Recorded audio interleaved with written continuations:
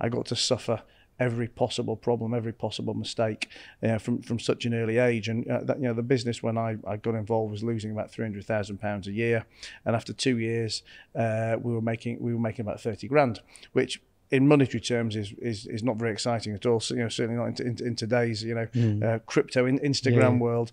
But it was the principle that we'd taken an abject failure and crossed the threshold of break even, of loss to break even to profitability. And I've been able to I guess learn more in probably 2 years than most business owners would have the chance to earn in 30 years. And then it was time for me to move on from then. I guess I was bored. I kind of realized that I like the cut and thrust of having ideas and developing them in the early stages and solving problems. And what I'm not is I'm not structured. I'm not really a great manager or into managing things in a corporate environment. And my dad came back in. I left and moved on, and that's when I kind of ventured into the world of bars and ultimately strip clubs. And, no way. and that's where. So was that your first? That's where the really exciting things begin. Let's talk about that, mate. You got to finish the sentence with that.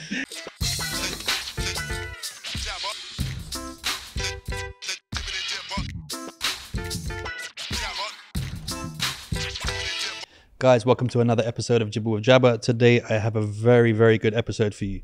If your mind starts to melt halfway through, it's because a lot of the information here is going to be top quality. I know that I'm going to be staring at Matt for a long time during it, trying to take in the information and trying to convert it in my mind. I have Matt Haycox with me today. How are you, mate? I'm good, buddy. I hope my mind doesn't melt before we start. Nah, mate, it's all right. You had a good day today, so you're pretty chilled. It shows you how much I love you. I walked away from a pool with like 12 girls to come and sit with you. I mean, in fairness, when you showed me the picture, I wouldn't have. I would have been like, yeah, but when it's a daily occurrence. I mean, I was speaking to DK about this the other day, today actually, and I was like, when you have something, after a while, it's like, do you know what I mean?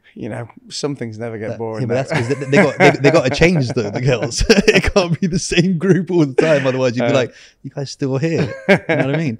You do a lot of stuff. Entrepreneur, investor, mentor, poker player, tennis player, belly dancer. That's only since I came to Dubai. Yeah, exactly. I felt I had to fit in with the local culture. Yeah. So let's go back, because it's quite funny, because I talk to some of my friends that are entrepreneurs and stuff, and I feel like it's something that starts very early in life. Even myself, I mean, I'm not going to call myself an entrepreneur because I'm broke, but I have the spirit inside me. When I was younger, I remember there was these two whorish cats that used to always make kids next to where I live, and I was like, every couple of weeks there's another 20 kittens here.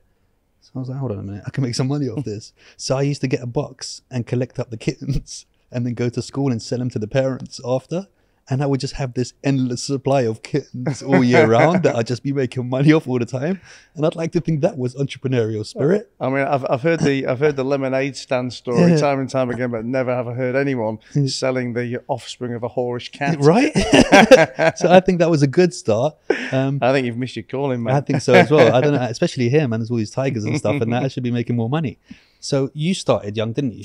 Yeah. I mean, my first money-making opportunities were when I was probably 14, 15. But I'd always known, prior to that I wanted to be in business. I didn't know, I probably didn't particularly know what it meant, nor exactly what I was going to do. My dad owned his own business. He was an entrepreneur. Then ultimately, kind of very successful. Quite corporate guy. And I knew from being 10, 11, 12 that's what. That was the kind of footsteps I wanted to follow in. So I mean, I remember. this is long before YouTube and podcasts and iPhones and stuff. But I remember being 11, 12.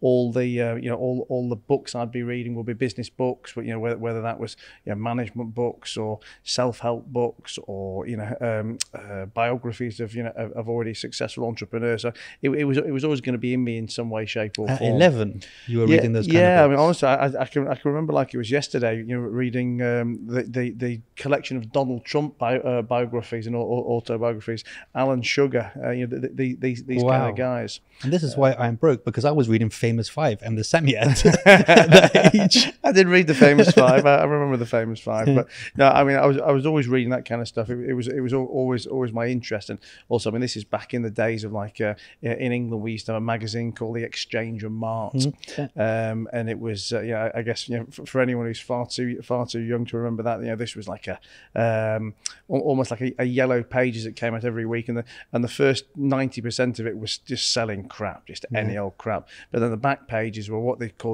business opportunities, and it would be, I guess it was the old-fashioned analog equivalent of somebody on Instagram trying to convince you to join their forex scam or their crypto scam or whatever. Pyramid. But I mean, I used to sign up to every book, buy this for for an opportunity to make this, buy this to learn the other.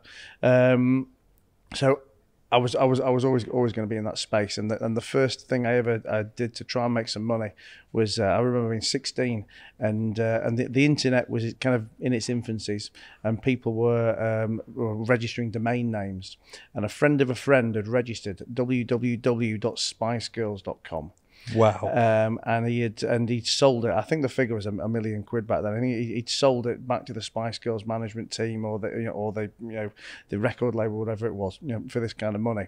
So I decided, well, that's going to be some an opportunity that I'm going to do. But I used to love the music of and fancy the arse of Natalie Imbruglia. Oh yes. So I decided I was going to kill two birds with one stone here. I was going to buy NatalieImbruglia.com. And not only was I going to ransom it back to a management team and a record label, I would use that as leverage to get to meet her. That's part of the deal. And ultimately run off into the sunset with her. However, I finally managed to make contact with her PR marketing people, who at first, I mean, this shows, I guess how long ago this is. She didn't even particularly know what I was talking about when I was talking about the domain name and how important it was that she had it. And when they finally twigged, and registered what I had, they then said I was blackmailing them. And in the end, but little did they know it was for a date, not for the money. And in the end, refused to buy it off me, so I had to sell it to a fellow fan for £500. And nor did I get to meet Natalie either. But I guess I bought it for a tenner and sold it for £500. So it wasn't the world's worst return. But business for me really started properly when I was kind of 18, and I just finished my A levels. I was supposed to go to university, and I really didn't want to go. But I guess I didn't want to go because I was, convinced I was going to start a business, make my millions. But back then, I mean, we're talking 22 years ago now. The need to have a formal qualification or a degree was so much more important back then than it was now. I mean, whether or not it was important or whether it was just perception, it was certainly the case that most large-scale employers, would not look at you with any kind of seriousness if you didn't have a degree. And my parents were really forcing me down that route. In the end, I managed to convince my parents I was going to take a gap year, because a lot of my mates were taking a gap year too. And I said, well, I'm going to take a gap year. I'm going to try and do some business during this gap year. And if something works, then fine, I don't have to go back to uni. But if it doesn't work out, then I can go back to the uni the year after, and I'm no worse off. So at that same kind of time, my dad had just invested in a uniform business, making corporate clothing for security guards, bus drivers, and I joined there in the sales team. And this was a business that had been 30 plus year established family business that allegedly needed a pretty small investment, and my dad was going to get a seat on the board, and it was just going to be a very small scale passive investment, but it gave me the chance to work in there too. Once we got involved, it transpired that everything he was told was fabricated, really. And in this business, it was supposed to be in great shape. It was actually in terrible shape. And within the space of about 3 months, his investment had gone in tenfold, and the business was in ruins. But he'd recently sold a business, so he was kind of, I guess, very much happy to be sleepy, because he took the view, look, I've worked like a pig for 30 years. I've made my money. I'm really not interested. And I was in there, determined to make my mark, and B, watching my dad's investment effectively go down the toilet, and watching the people take the piss out of him. So I'd be coming home at dinner every night. I still lived with my parents at the time. I was like, come on, guys, this is ridiculous. You've got to do something about it. You've got to do something about it. And my dad's attitude at the time was like, I don't disagree with anything you're saying, but I just kind of can't be bothered. And after weeks of me coming home and banging on the dinner table every night, he finally turned around and said, you know what? You have it. You do what you want with it, because he basically said, like, I've done my money in any way. You can't make a worse job of it than they're doing, so fine. Go in and do what you want. And I went in the next day and I fired everybody, literally everybody in the business, apart from this little old fella who'd worked in the warehouse for years.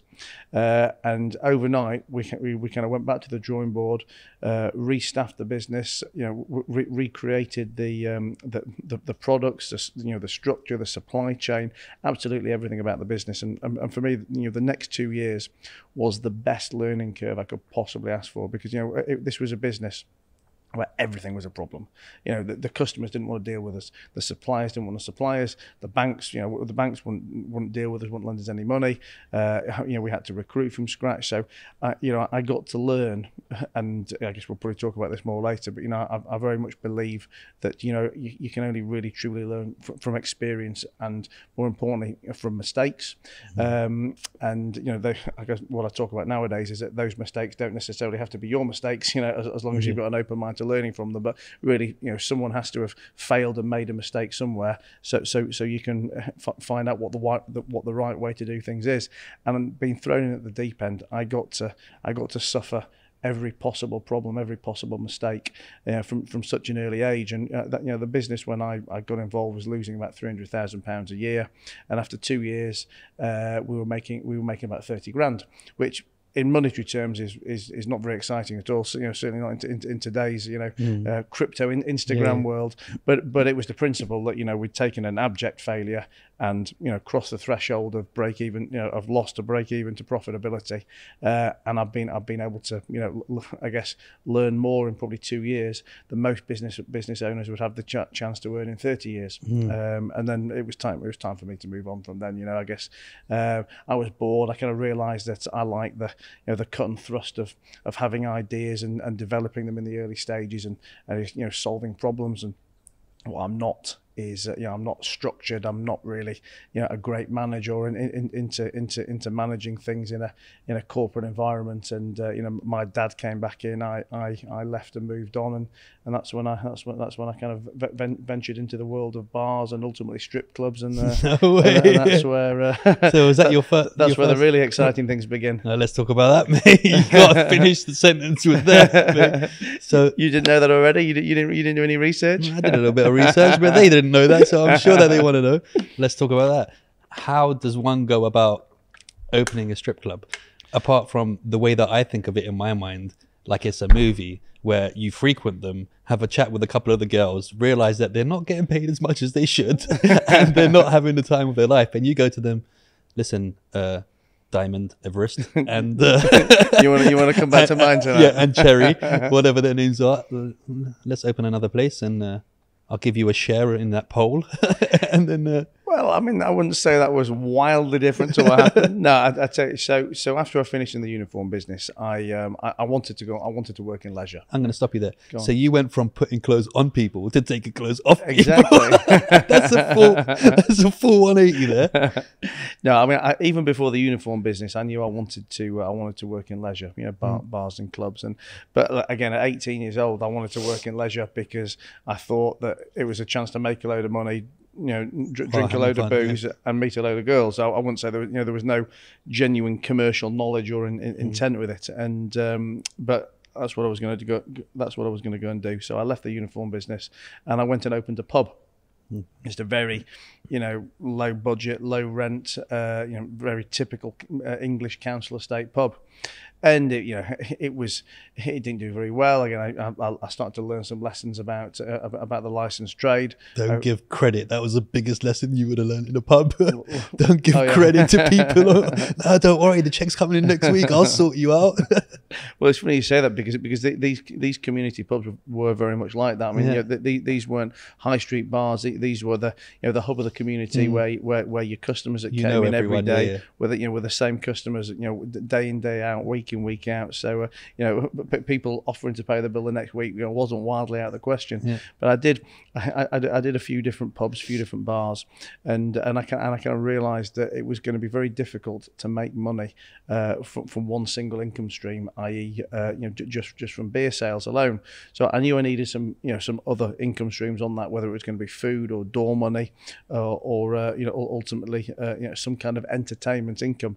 And again, we're talking about me being 21, 22, 23. So all of my spare time was spent visiting the local strip clubs. Mm-hmm. And I decided that qualified me to know how to open my own one. So I was gonna take everything I'd learnt in my spare time in these strip clubs, and take the best bits of it, and fix my broken bar model, and fill it with a load of scantily clad ladies, and that was going to be my route to making my millions. So I actually hired. I didn't hire the girls. I didn't hire Diamond, Everest, and Cherry, but I did take the manager from the local club. And he joined me. This goes back probably 17 years now. I was 23, and he left that club. We found a local unit just outside Leeds where I was living, and opened that in March 2004. What was it called? It was called Wildcats. Okay. It had a very, very, very cool, you know, pink cat logo, neon pink cat logo, and I. It hit the ground running, really. I mean, I guess, you know, like, obviously all jokes aside about, you know, wanting to work in that business, because you know, why wouldn't you? I did have a genuine business model, which was to I guess take what was always historically a shunned or seedy industry that was typically either run by you know, gangsters or money launderers, or at best some kind of rich man's plaything, but probably never had genuine business principles applied to it, you know, just because of the nature of the business it was. But I wanted to take real business and apply that to, you know, to the fun industry, and hopefully bond the two together, and that's what we did.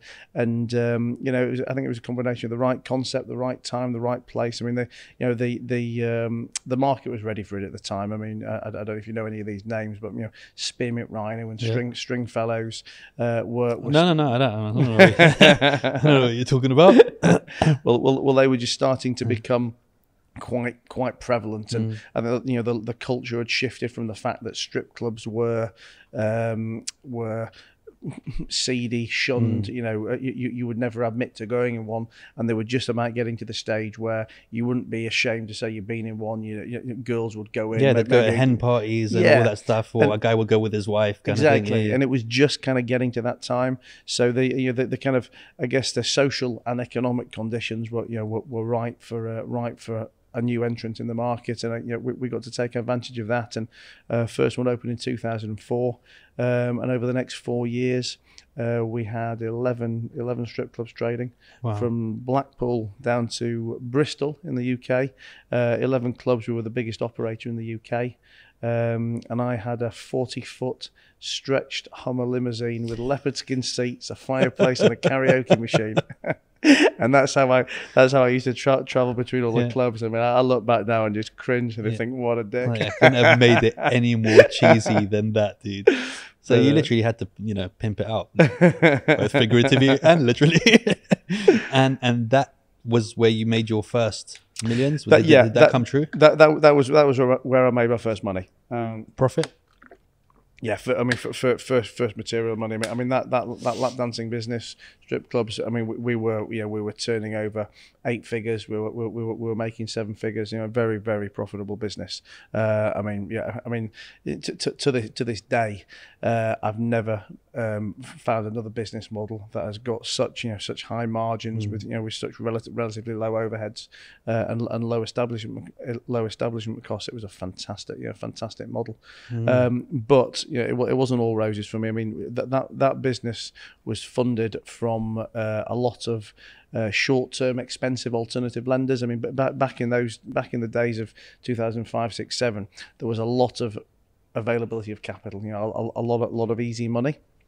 Easy borrowing, but we didn't really have the terms of alternative lenders and peer-to-peer lenders and stuff back then. But there were non-bank lenders who were prepared to finance small businesses, and because of the sector that we were in, because it was strip clubs, the mainstream banks, they didn't want to entertain us from a reputational risk perspective, so we found all these small lenders who helped us grow the business, and over the course of, like I say, 4 or 5 years, we've probably had 50 different lenders with over 250 different finance agreements, and I developed very good relationships with these lenders because again, they were normally small 1 and 2 man businesses, and off the back of the strip clubs, we then opened normal bars, normal pubs, restaurants, retail shops. I built a property portfolio. It had what was back then and would still probably be considered now a massive business empire. I was making a lot of money. I was spending a lot of money, and felt I was invincible. I mean, I was 27 at the time, and so self-made millionaire by 27. So 27, multi-millionaire. yeah. But then the cracks started to appear, and in January 2007, 2008, we knew that the finance that we had in place was unsustainable. There was the interest rates we paid were astronomical. The period that we had to repay the debt over was far too short, and we knew that we needed to take some kind of large-scale mainstream refinancing. But by that point, we'd actually got to the stage where it would have been possible. So we went off to various meetings. We trundled off to London. We went to see some of the bigger lenders, and they all said, "Look, you're almost where we need you to be. If you do this, this, and this, and then come back to us in 6 months, we'll refinance you." So off we went, did what they wanted, came back in June 2008, said, "Look guys, we've done everything you asked of us, let's sort that refinance out." But June 2008 was very much the beginning of what anyone who lived during that time will remember as a credit crunch. Mm-hmm. For anyone listening or watching who's too young, it was I guess the modern day equivalent of the Great Depression, probably. Yeah. But it was the early stages, and the banks that we were talking to, they said, "Look, we don't know what's happening, but we're closing our doors for now because we need to see. Yeah, we can't forecast what's going to happen, where the land lies." So we were left in a position where no one would be able to refinance us, and the lenders that we had, the debt was just unsustainable. So we went back to all of those lenders to try and have conversations, to not to ask anyone to lose any money, but just to give us 5 years instead of 3 years to repay, or 10 years instead of 7, or whatever it may be. And unfortunately, while some people were prepared to work with us, most weren't. It was a time when I think the lenders were as naive as the borrowers, and most of my lenders turned around and said, "Well, we don't need you to we don't need to give you any concessions or refinance you because we've got your personal guarantee." I said, "I've given 45 million quid worth of personal guarantees. I'm 27 years old. Believe me, if you call on it, it's not getting paid." And they said, "Well, we don't believe you want to go bankrupt, so you'll find a way to pay it."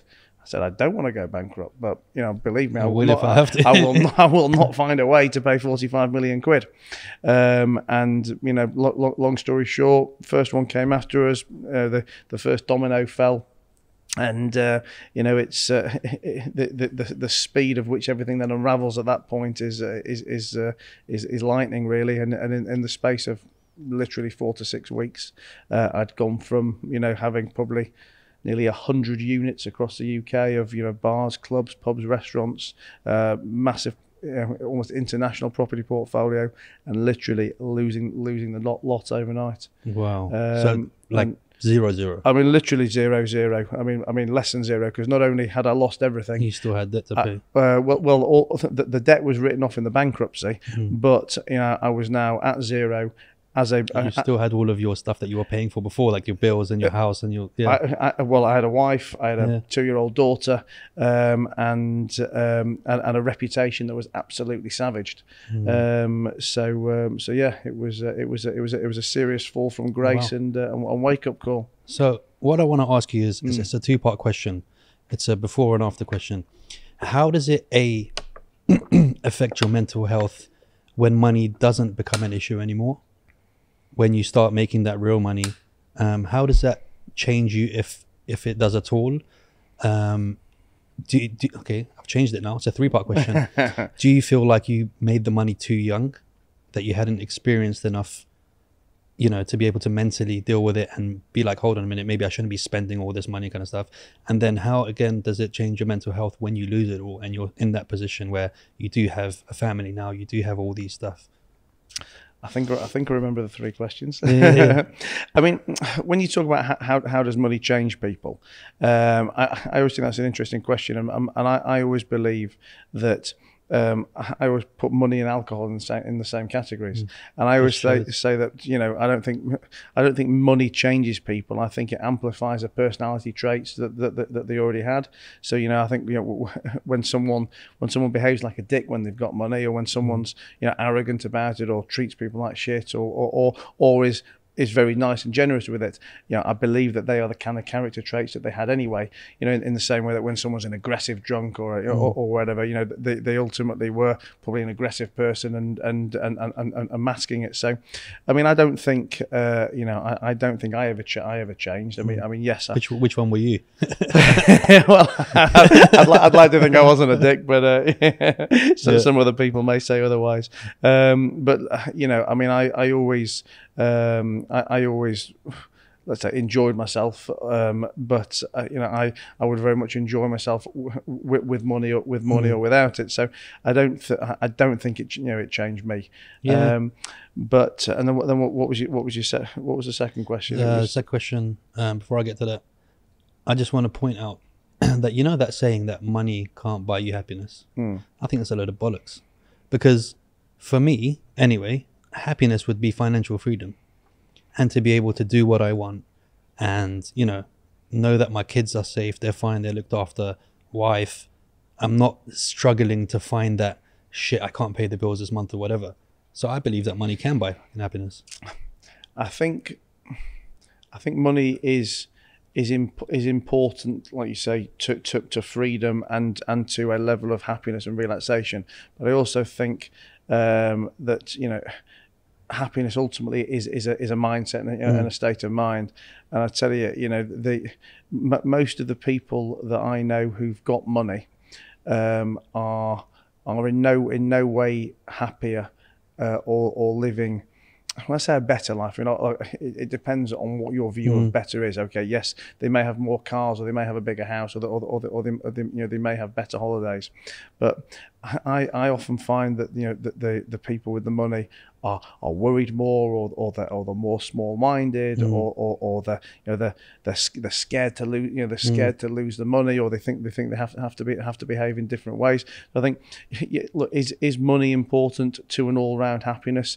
I do believe it is. I think, because like you say, ultimately, you want freedom, or you want great healthcare, or you want to pursue your dreams, or look after your kids, or whatever it may be. Whatever our interests in life are, ultimately they need some kind of money. They might not need Bill Gates money, exactly, yeah. but they need more than being on welfare type money.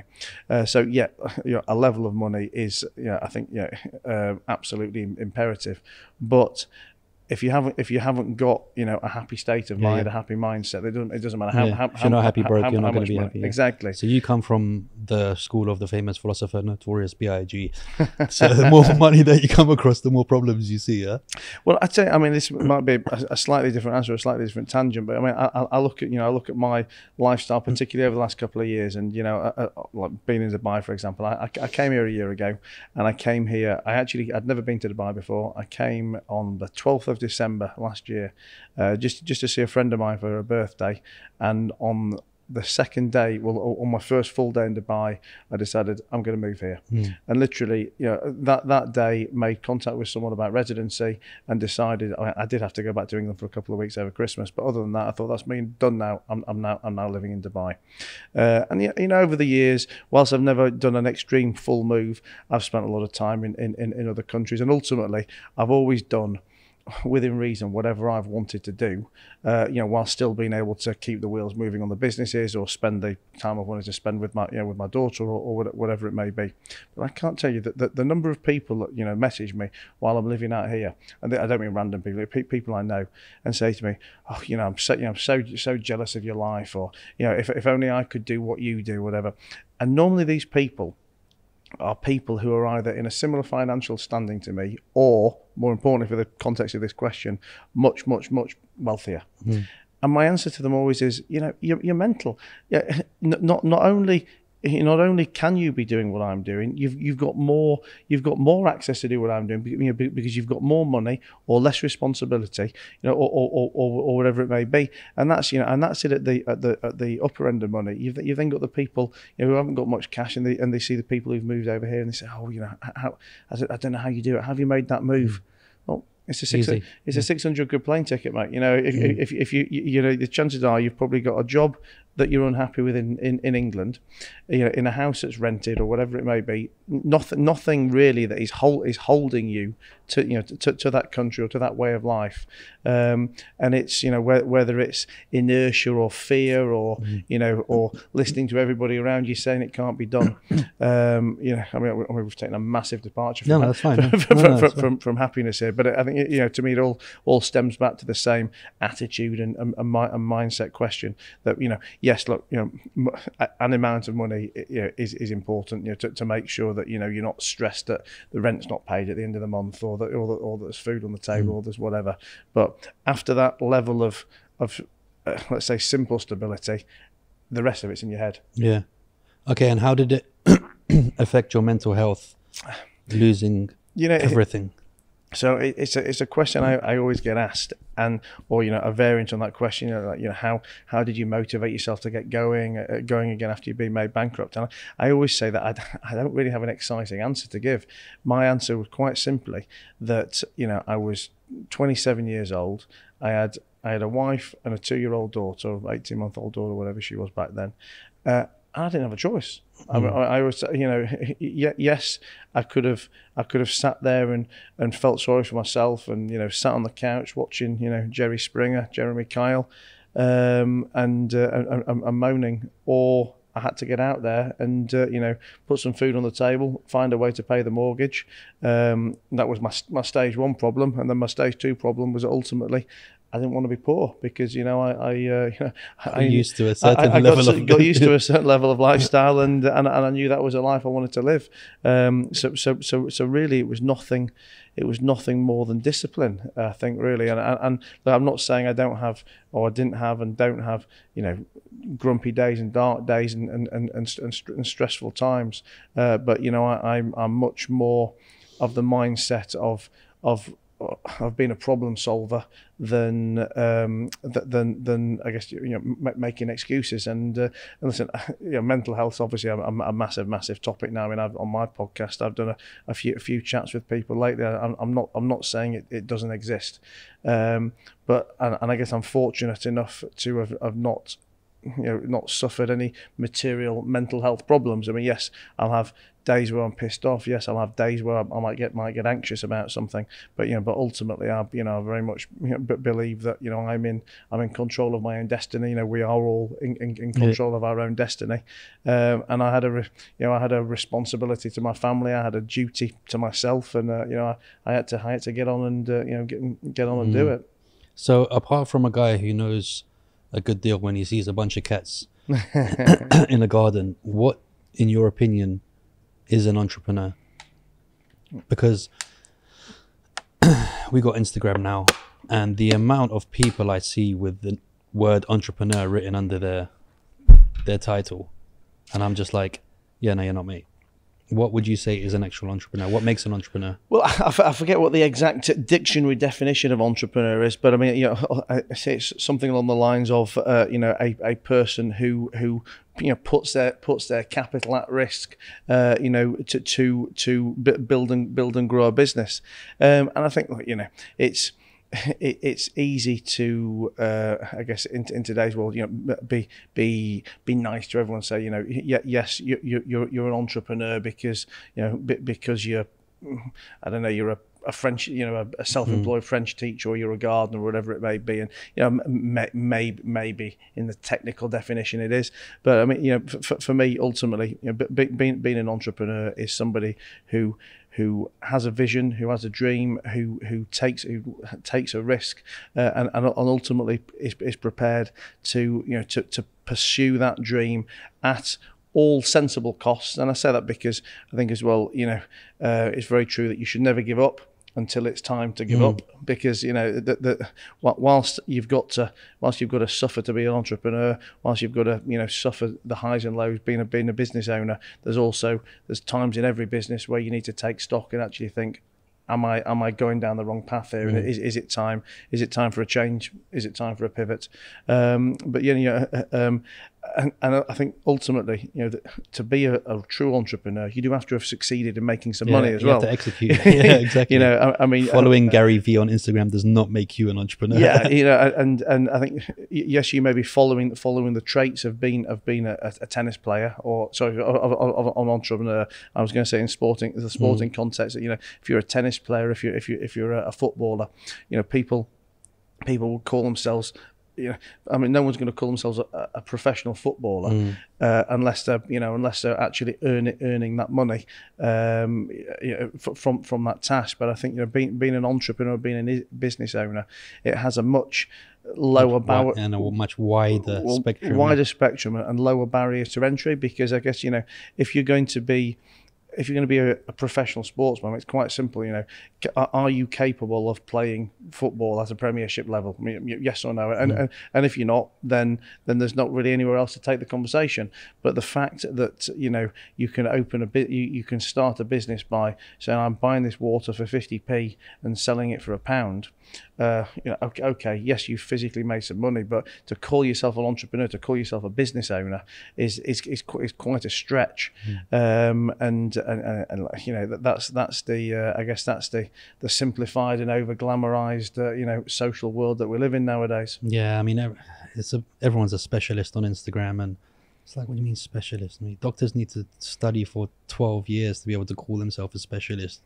Then you bloody do a 2-week course and then put it under your thing. And it's just like, come on, man. But it's worse than that as well. I mean, you say the doctor needs to study for 12 years, but not only does he study for 12 years, then for the rest of his life, he's continually learning, continually taking on new techniques, conferring with colleagues, and as business owners today, as soon as someone is in business, there is this this arrogance that because they own a business, that they know everything. And again, if we take it back to sporting context, that there's very clear levels, aren't there? If we're talking about football, do you play football for fun in the garden?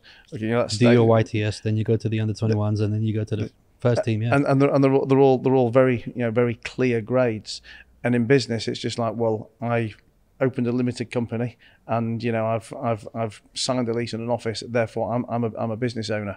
But how that person can put themselves in the same league as someone who's executed week after week, year after year for 20 years is insane. I think also it's the same with people's business expectations as well. Again, today everyone wakes up and says, I'm going to be a business owner, I'm going to go make $1 billion in this and a couple of billion at that, and that $1 billion, that £1 billion equivalent in sporting, for example, is being a top player at a Manchester United, a Manchester City, and no sane football hobbyist would ever go, I've got the ability to play for Man City. But anyone who's opened a business talks in the terms of, this is $1 billion idea. It's just I mean not only I guess to business owners do I look at it and think, well, it's ridiculous, it's unrealistic, but I think as well it hampers the progress of the people doing it, because you then live in this warped reality of what you actually need to do to achieve in business anyway. Yeah, you get that on Dragon's Den and stuff when they're like, so what's the valuation on your company? And they put these numbers out and they're like, how did you get that? That's not the valuation of your company at all. How important is education and self-educating and further educating when it comes to being an entrepreneur and being in business? I mean, for me, it's absolutely essential. And it's something I talk about heavily at the moment, because I think whilst I've probably there's never been a period where I've not been interested to learn. It would be very much only over the last 5 or 6 years that I've really understood the proper concept of continuous learning, of self-education. And maybe that's as well because it's so much easier to get access to educational information now, whether you're reading a book or listening to a podcast or taking an online course, watching a YouTube video, it's so much easier for education now. But almost similar to what we were talking about with the with the business and the sporting context a minute ago, what you typically find is someone will leave school or leave university, and then as far as they're concerned, that is the end of their learning done, and then they'll go and get a job, and then they're in that same job for whatever, 5 years, 10 years, 20 years.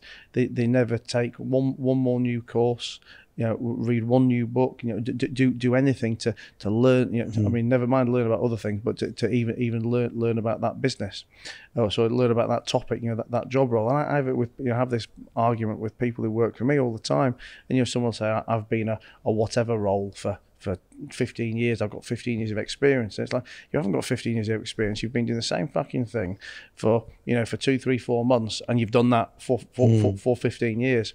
And I mean, I'm so much of a passionate advocate for for continued learning about anything. And it doesn't necessarily have to be the field that you're in. I mean, so much of what I'm interested to learn about are what I'd say are complementary skill sets or topics. But I just think to always be learning something new, is just opens your mind to anything. I think as a business owner, it's absolutely essential, to be able to see things in different ways, because ultimately, being a business owner, being an entrepreneur is about constantly solving problems. And if you're always in that same box, looking the same way, then you've only ever got one set of tools to solve the problem with.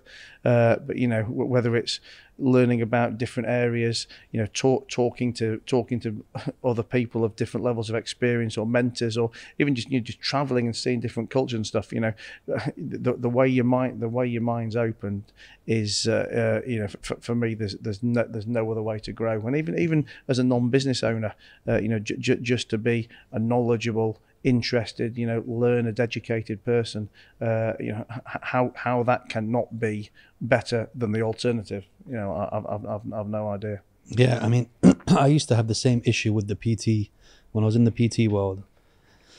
And I'm looking at people and they've been like, yeah, I'm an amazing PT. I've been PTing for 10 years. And I'm like, oh, so what were your qualifications? They're like, yeah, I got my level 3. And I'm like, yeah, you can get that in Pizza Hut in 2 months, mate. What have you done to continue, educating yourself? Because there is so much more than the level 3. Do you know what I mean? And a lot of these people were just satisfied with just doing that, having their clients and offering that. And I was just like, yeah, this industry is terrible, man. It's terrible.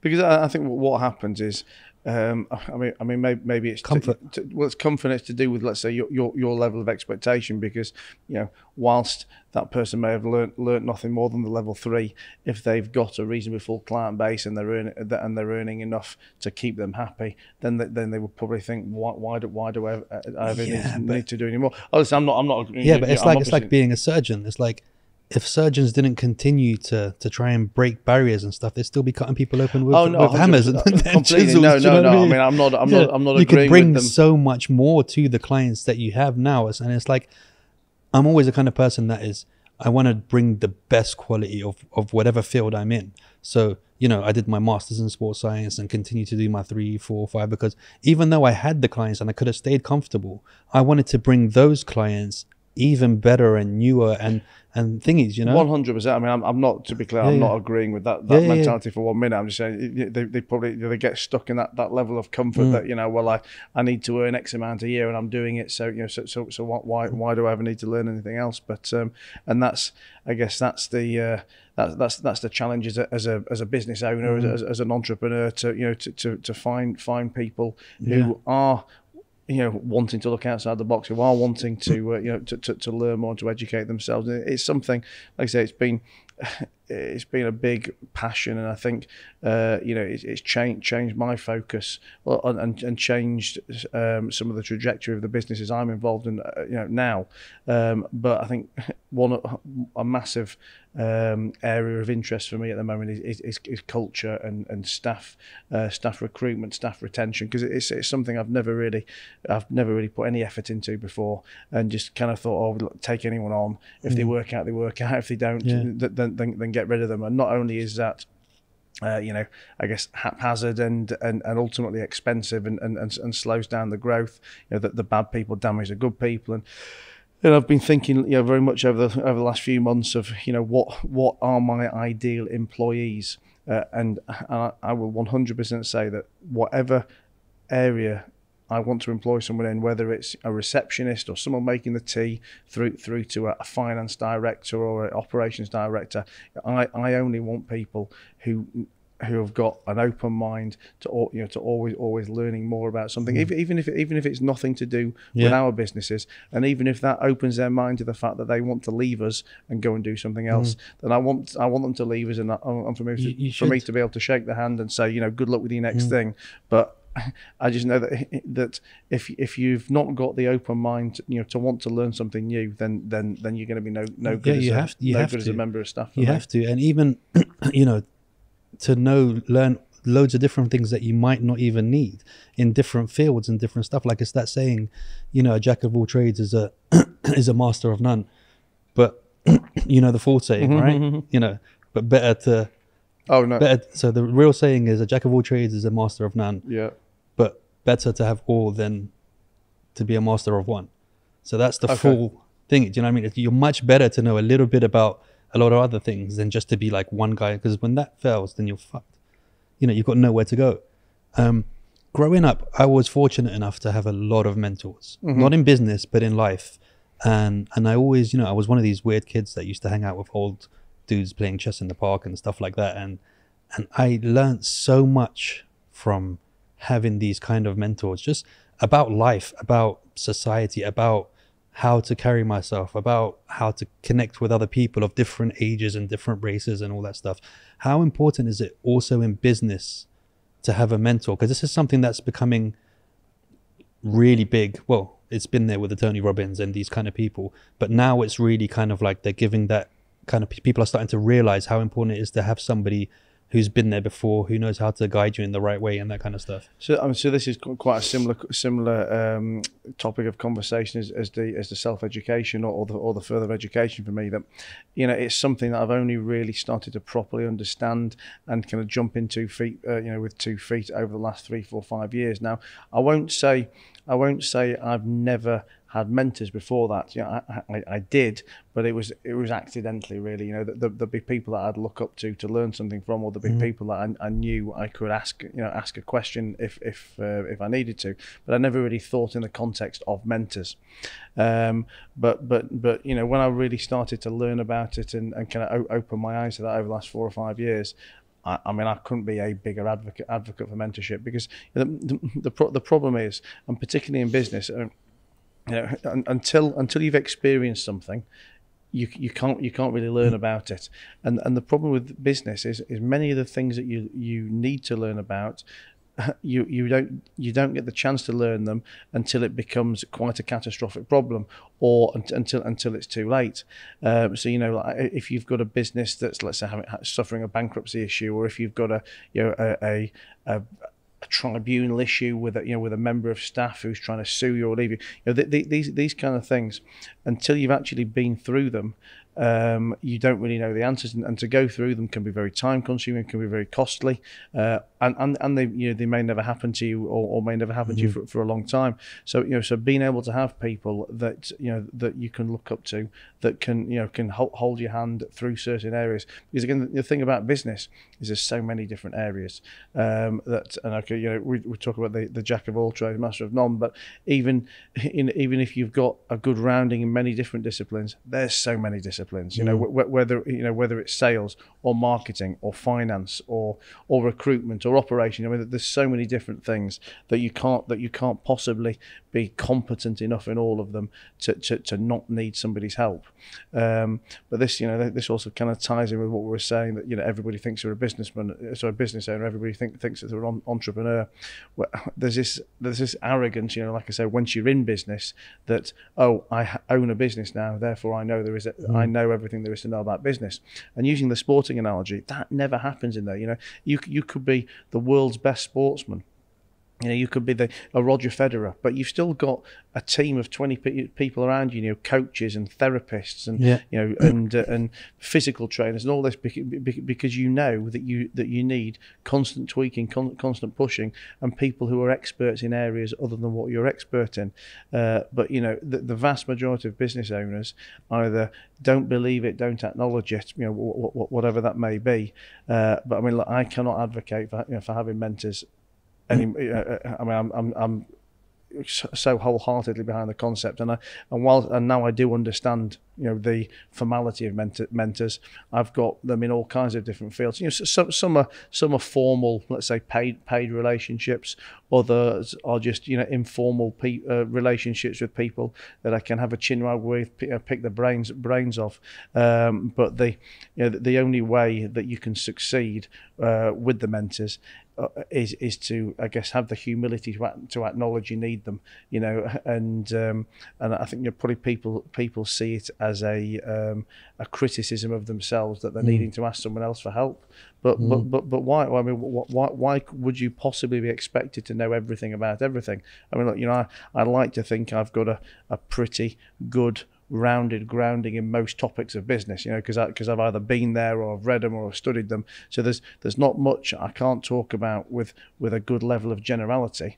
But if there's very specific problems, then how could I possibly be expected to know that? And it doesn't make. I don't think in any way it makes me look bad that I need to ask for help. I'm excited to ask for help. You know, to ask somebody else to somebody else who's got much more experience than me to teach me what I know. And like I said, it's not a criticism of me. You know, if you want to ask me something that's completely my field, then I'm the right person to answer. But if I'm not the best person for that, then I need to bring that best person in. And you know, people are embarrassed, ashamed, uncomfortable, whatever it may be.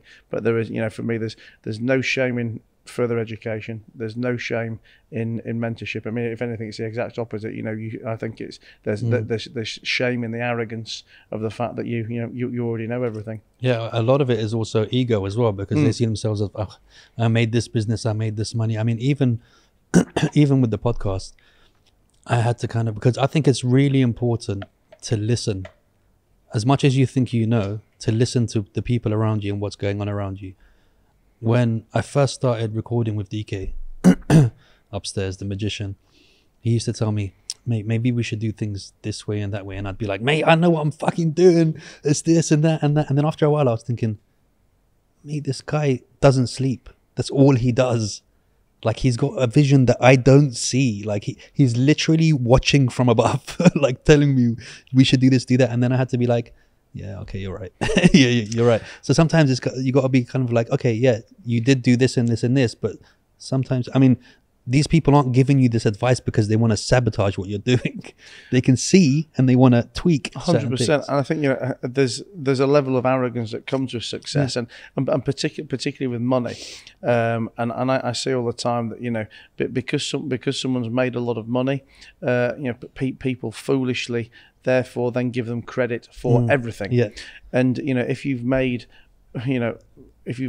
big money in the fizzy drink space, then okay, that probably means you're very competent and an expert in the fizzy drink space. But whilst sell a steak. Whilst some of those skills will translate into other businesses, there is probably no direct relationship between that and being a property developer, or whatever it may be. And like I said, you know, and it works both ways. That the people who've made the money have the arrogance to think that they know everything about every area, and the naive people who haven't made the money yet think that they can go and ask that person for advice about everything just because they've made money. And I think as important as it is to have mentors or to have people you learn from, you've got to make sure you're learning from the right people as well. And you know, you wouldn't go and ask a golf professional for football advice. And you know, business is a very general term. And you know, like I said, just because you're successful in this area of business does not necessarily mean it's going to translate to success in this. So yes, you know, get mentors. get people you can learn from, but make sure you're taking the right advice from the right people. And even in the sport, so I've got a couple of friends that are professional footballers and stuff like that. And I was having a conversation with Michael Silvestre, one of them, Man United player and France national team player. And we were talking about a lot of people don't think about what happens after football. A lot of these footballers don't know what they're going to do after football. A lot of them go bankrupt. A lot of them end up getting divorced. A lot of them, you know, just literally they stop playing and they're like, they don't think the money's going to run out, but it does, because you have that huge house now that has the huge bills and the cars and the this and the that, and you're not getting that salary in anymore. Do you know what I mean? And unless you become a coach or you're, you know, Gary Neville on Match of the Day, they're in this position where they're just like, hold on a minute. So even if you do get to that place where you have money, you can still just.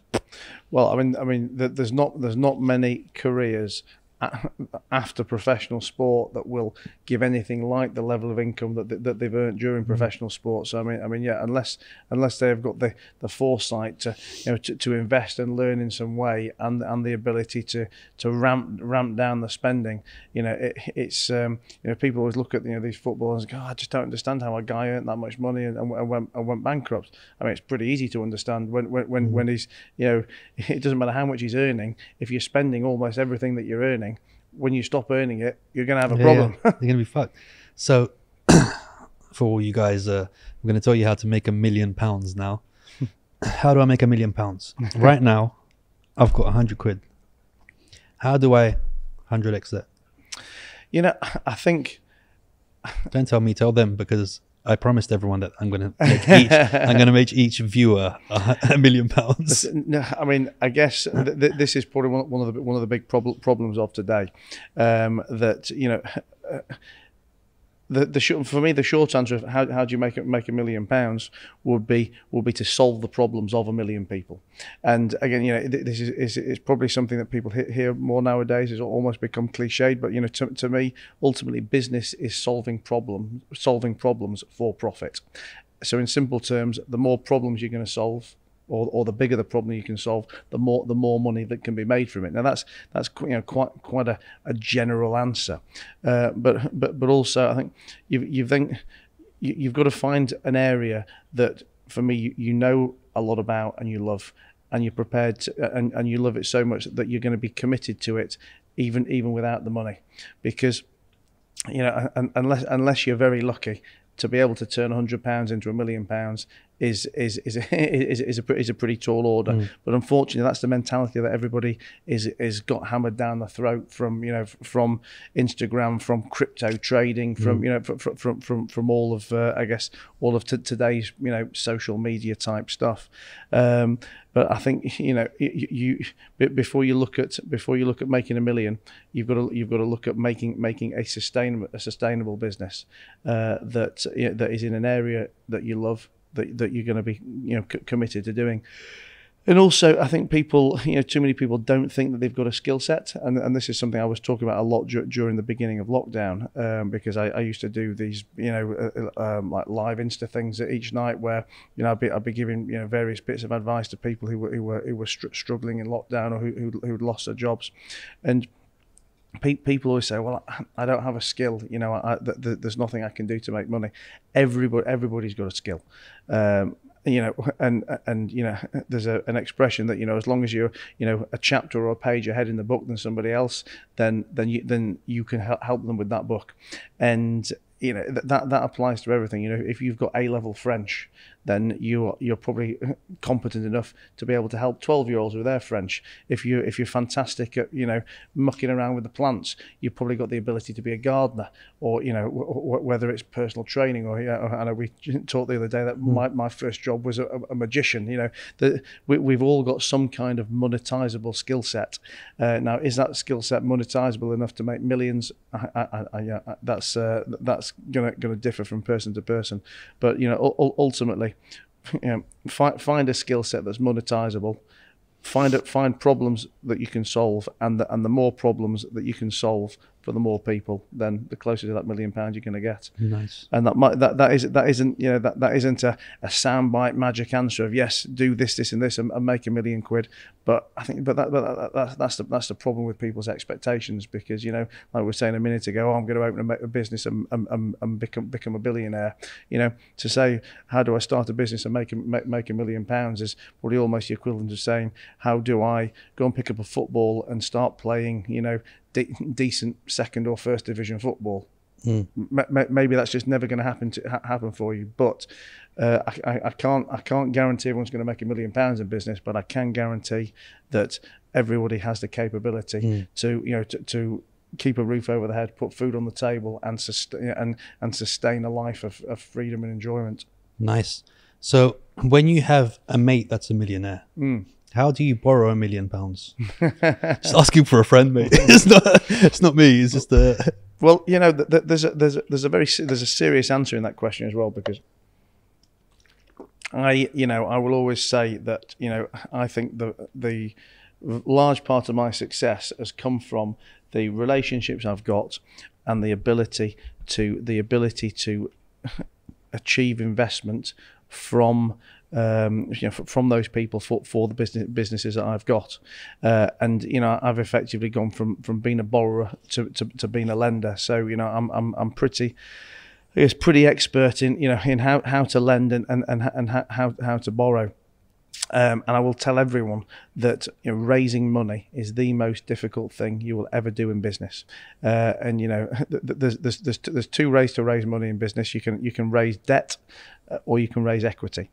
And I will always advocate for anyone concentrating on the debt route, because it's so much easier than raising money on equity.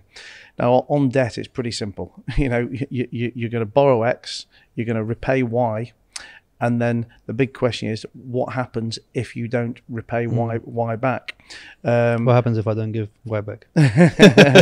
So as a lender, we're doing this in reverse here. As a lender, I'm always looking to say, well, what security have I got? What asset can I take as security for that loan in case I don't get the money back? And as a borrower, you need to be turning that question around and saying, listen, how can I pitch this to a credible investor, to a credible lender, and show them that if they give me X, I'm going to repay Y back. But if I don't repay Y back, this is what they're going to take. And that's why raising debt is always going to be so much easier than raising equity. Because the problem with equity is, you get shares in a business, or you get the potential of an upside, but that upside is so intangible. Debt's black and white. I'm going to borrow £100,000 and I'm going to pay back £120,000. And if I don't, you're going to take this property off me, or this this sound equipment, or ET. It's worth a lot more than that, mate. That's the original ET from the movie, that is. But the problem with equity is it's very, very intangible. If the business doesn't get to this, is it because you weren't capable of doing it, or has there been a new competitor? Does the product work? Are the staff not capable? So I'll always tell anyone looking to raise money in business that raising equity is the hardest thing you're ever going to do. So if you can find a way to raise that money from debt, and ideally if you can find the money to raise that debt yourself, whether that's maxing, thinking about it in outside the box ways, whether you're maxing out credit cards, or even if that means taking loans from friends and family. Don't look at I speak to so many business owners who have got the ability to take money from friends and family, but they say, I don't want to do it because it's shameful, or it's embarrassing, or whatever. As shameful or as embarrassing as it may be, you could spend the next 5 years not knocking on other doors and not getting there. Also, I find so many times people will get offered terms on equity investment that they don't like. And again, I'll say to them, look, the fact that you've actually had someone offer you terms is absolutely fantastic, because to be able to find a credible investor and to be able to get them to want to invest is so difficult, that I always say to business owners, think very, very carefully before refusing those terms. I mean, you see this on like Dragon's Den, Shark Tank and stuff all the time.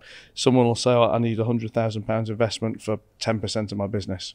And a shark or a dragon will turn around and go, well, I'll give you the £100,000, but I want 20% of your business or 30%, whatever it is. And you see this person either have a think or just flat out go, no, absolutely no chance am I taking that.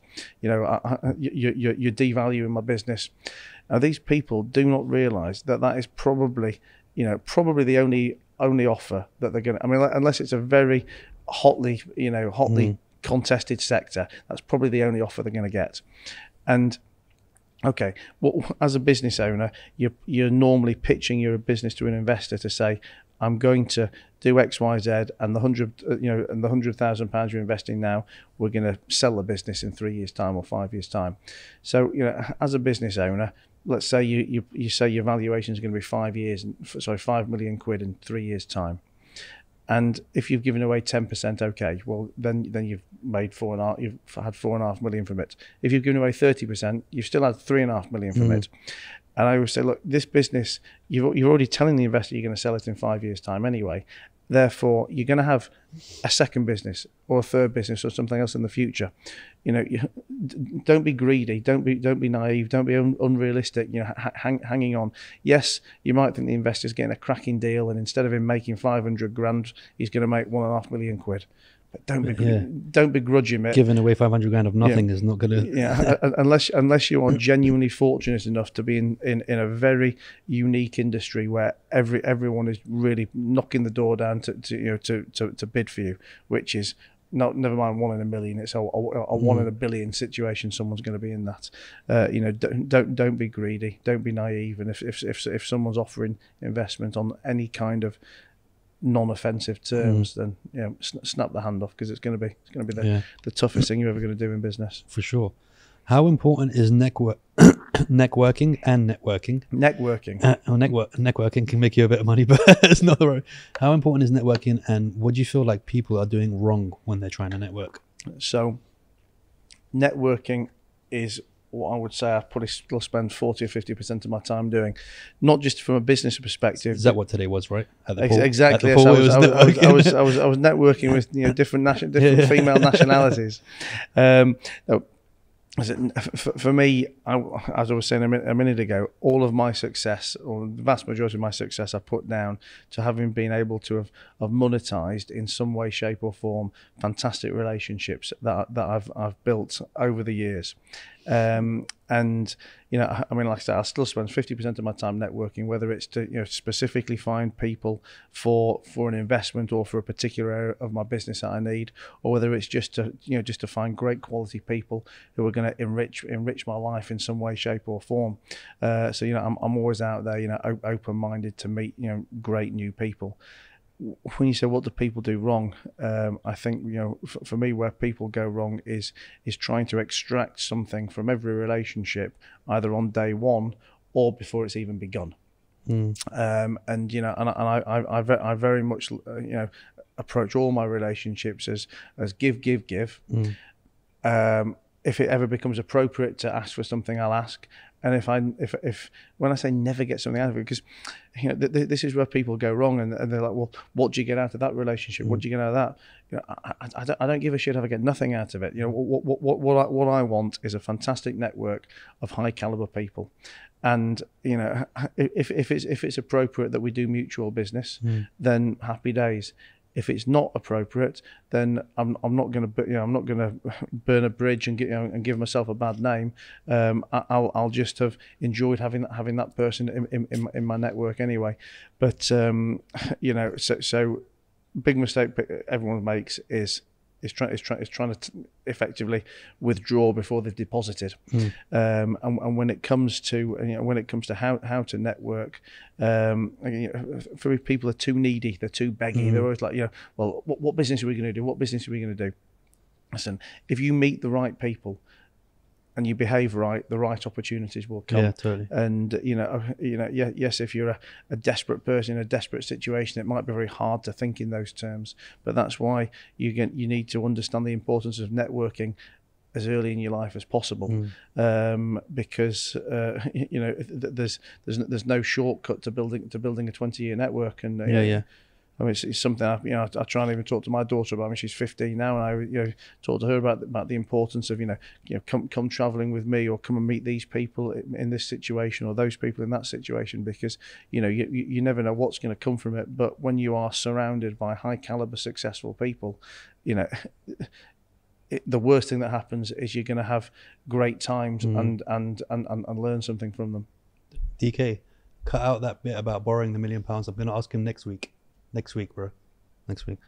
So someone coming back again? No. I just it was a bit too soon to borrow £1 million. I told him I'm going to ask you next week. Just cut that bit out of the podcast. But I think the important part of that as well is, just because you're not necessarily benefiting from a person, like you were saying, it also builds your network where you could help someone out who they might be in the same field of that person, and they can benefit from it, like through your network. So you also become you're able to help other people, even though you're not getting anything particular from that person. 100%. You can pass on the network. I will always do anything I can to help, to connect, to get people working together in my network. And too many people always look at that and say like you said, what's in it for me? And listen, my simplistic rule is, look, if it's my core area of business, then fine, I want to make money out of it. If you're borrowing money from me, or if I'm structuring a deal that's going to take material amounts of my time, then yes, I want to earn money from it. Other than that, I don't want a penny from anything. And if you ask me for an intro, if you say, "Oh, Matt, would you mind putting me together with John because I think me and John can make some money out of this," then as long as it's not inappropriate for me to put you with John, I'm going to put you guys together. See, some people won't do that though. But never are the words going to leave my mouth, right? If you and John make some money together, I want 10% or something. Because I mean, literally, all I'm doing is making a phone call.